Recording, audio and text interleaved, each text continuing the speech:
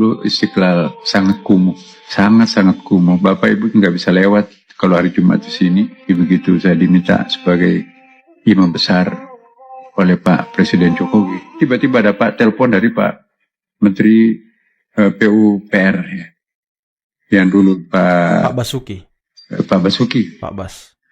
Pak Imam, siapa ini Pak? Saya Menteri ke PUPR.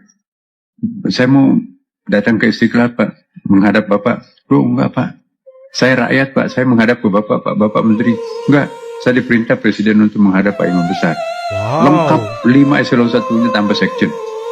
Keliling. Apa yang mau diperbaiki Pak? Saya diminta Presiden untuk merenovasi Istiqlal.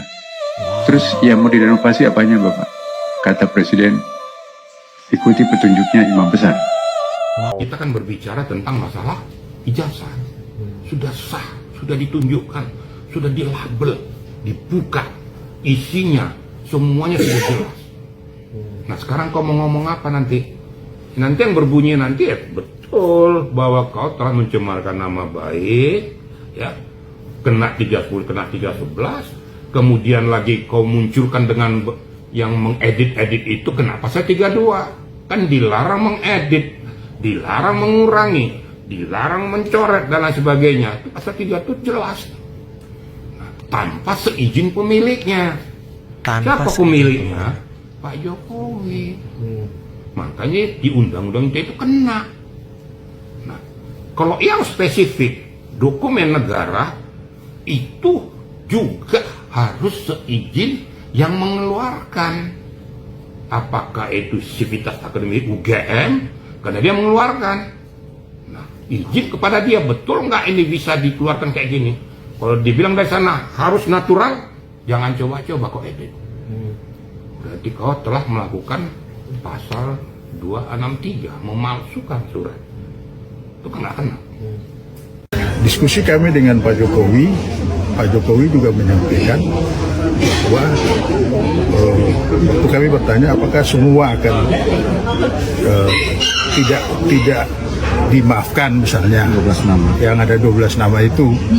Nah ternyata Pak Jokowi bilang, saya bukan tipikal orang yang tidak pemaaf. Jadi yang pasti tidak semua. Jadi 12 nama itu tidak semua yang akan terus dituntut dimaafkan. Itu akan dimaafkan. Tapi yang 3 nama yang kelihatannya terlalu ekstrim, nggak pernah mau menerima fakta bahwa ijazah Pak Jokowi itu benar dan melakukan berbagai tindakan yang setelah didekatkan dengan alas hukum, pasal berlapis, yaitu Pak Jokowi akan teruskan. Setelah melihat langsung, rasanya sulit untuk menyebut ini sebagai bencana biasa yang bisa ditangani sendiri oleh daerah. Menurut saya kita sudah waktunya mengakui ini sebagai bencana nasional. Dengan status bencana nasional, pemerintah pusat punya ruang lebih besar untuk mengerahkan anggaran, personel, alat berat, dan program pemulihan tanpa ragu-ragu. Masih ada pihak-pihak yang terus saja membahas status bencana nasional. Bencana ini ada di 3 provinsi. Ketiganya terdampak. Tapi mungkin 1-2 minggu ini semua fokusnya hanya ke Aceh. Sejak hari pertama tanggal 26, pemerintah pusat sudah melakukan penanganan skala nasional di 3 provinsi ini. Langsung mobilisasi nasional. Mari kita fokus ke substansinya. Sudah ada 50 lebih pasukan di sana, TNI, Polri, Basarnas, dan relawan-relawan banyak sekali. Di seminggu pertama ada 26.000 seperti Pak Kasat bilang saat awal-awal. Kemudian yang kedua, katanya kalau nggak bencana nasional, anggaran nggak dari pusat. Bapak Presiden sudah jawab dari awal.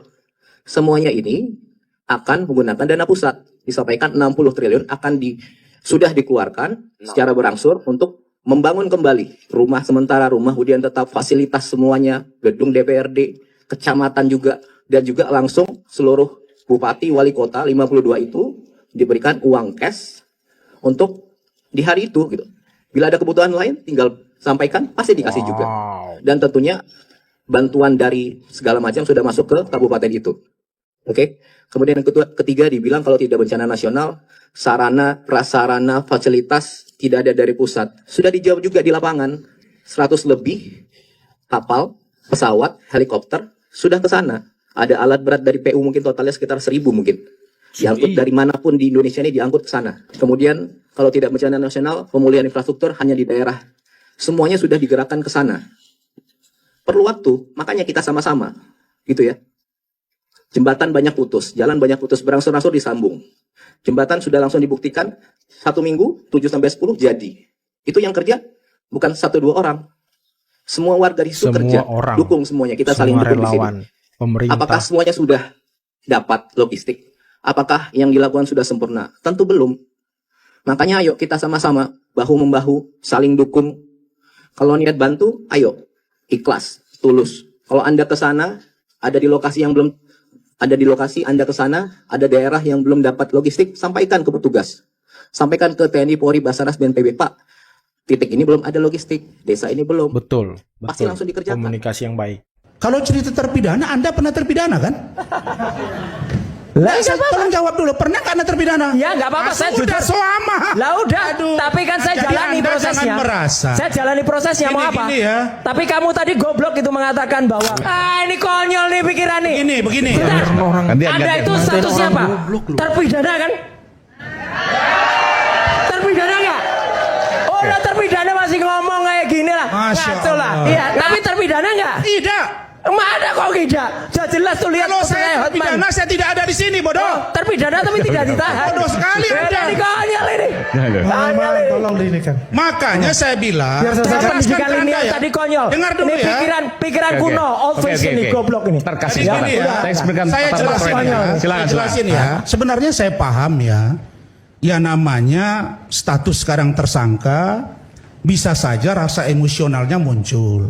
Karena saya pernah merasakan itu. Iya. Tetapi Terpidana apalagi? Tetapi kalau cerita terpidana, Anda pernah terpidana kan? Lah, Saya tolong jawab dulu, pernah nggak Anda Langsung terpidana? mingkem Ya dia. nggak apa-apa, saya Sudah jujur. selama. Lah udah, tapi kan saya Jadi jalani Anda prosesnya. jangan merasa. Saya jalani prosesnya, mau apa? Gini ya. Tapi kamu tadi goblok itu mengatakan bahwa Udah, itu jangan dong, linear. jangan Nggak ada kata-kata ilmu itu linear dong. tuh Jangan kuno. kata-kata itu dong, ya. Nggak ada. Dulu kan Mas Roy pernah statementnya ini viral statement Mas Roy. Pak itu. Ya kalau kami ditunjukkan ijazah Pak Jokowi kan Selesai. mungkin ini akan selesai ke sini. Satu. Saya periksa dulu. Kemarin sudah ditunjukkan. Yang kedua dulu Enggak bisa kalau dulu ditunjukkan. Mas Roy nantang. Ya kalau memang asli laporkan saya ke masalah hukum udah Ayo. dilaporin Ya. kan. Nah, Ayo. sekarang begini saya bilang kan nggak mungkin berkali-kali saya ngomong juga dalam berbagai tempat dengan Mas Roy. Nggak mungkin Mas Roy itu pada penyidikan ditetapkan sebagai tersangka kalau dua unsur nggak terpenuhi, Mbak.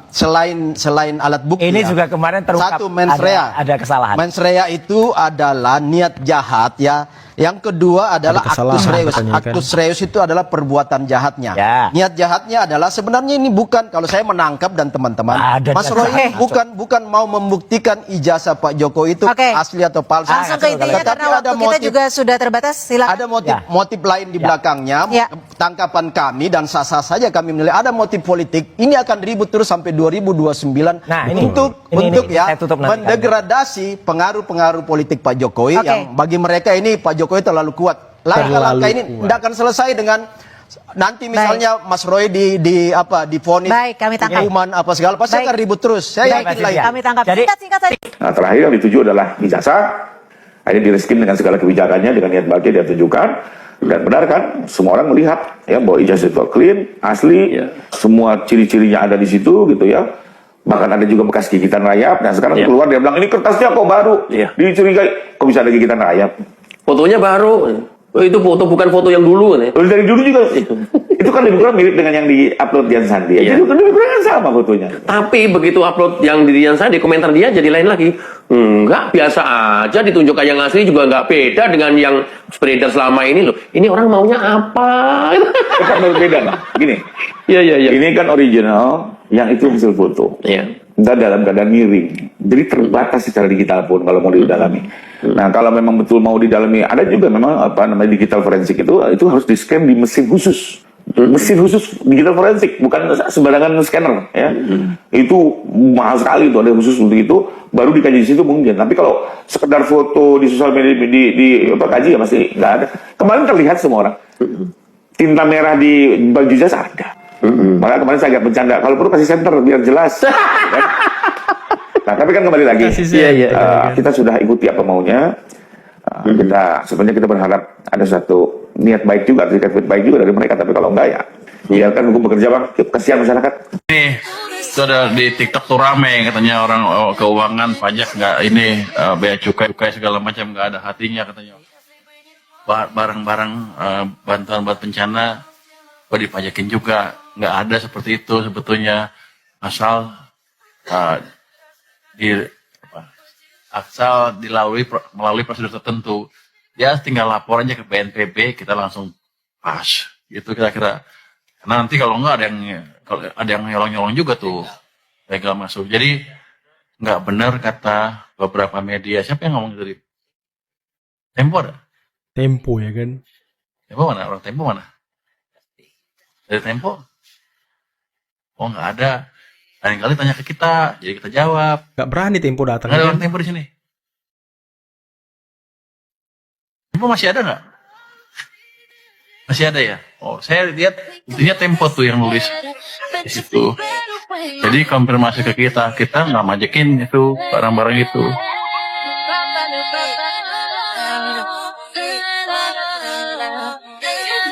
Tempo ya kan? Menyampaikan apa itu soal WOS, saya take over. Kemudian mendadak semuanya berhenti. Nah ini perlu menjadi perhatian juga. Yang kedua adalah berbicara ini, saya terinspirasi dengan judul di sebelah sana gitu. Saya kira semakinlah kita ini dewasa di dalam berkoalisi tadi. Kenapa seperti mungkin kedua host luar biasa ini melihat adakah perpecahan di dalam koalisi ini, karena terlihat dengan jelas gitu ya bagaimana kemudian bahkan sampai dengan anggota DPR RI membicarakan hal-hal yang menurut kami sebagai sesama koalisi itu kurang pantas untuk disampaikan ke depan publik. Misalnya. Nah, contoh Benny Harman nyitir sindiran-sindiran di rapat resmi yang teragenda dengan resmi di instansi resmi DPR itu, melakukan sindiran-sindiran yang kemudian justru ini ditayang berulang, ya itu oke lah stasiun TV, tapi kemudian ditanggapi agak menuduh kepada Pak Jokowi, patron kami Pak Jokowi, yang sesama koalisi ini ya, yang pernah juga menetapkan Bung Ahaye pada posisi yang terhormat sebagai menteri. Sebagai yang nggak benar itu adalah, nanti koreksi ya, yang orang yang tidak mau menunjukkan ijazahnya. Itu ansih menuntut. Saya mohon disampaikan kepada kawan-kawan di Demokrat sebentar, Pak. Pak Jokowi itu di kami setara dengan Pak SBY di Demokrat. Nah ini mungkin sehingga terlihat seakan-akan ini apakah kita memang harus seperti itu, atau memang ada hal lain yang kemudian mengarah kepada bagaimana caranya memecah hubungan antara keakraban dan kebestian gitu ya antara Pak Prabowo dengan Pak Jokowi, sehingga pada ujungnya bisa melemahkan justru dukungan politik kepada Pak